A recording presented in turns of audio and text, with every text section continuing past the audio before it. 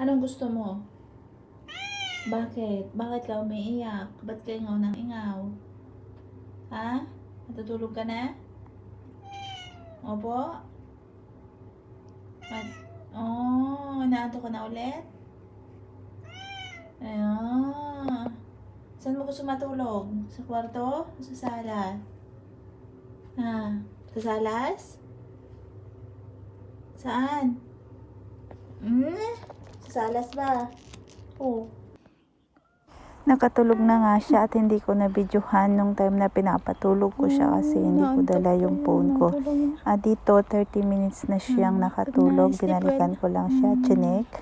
Tapos ayan, so hinilot ko na lang uli yung ulo niya para makaidlip uli siya. Para siya rin tao na pag talaga siyang matutulog, iingaw talaga siya.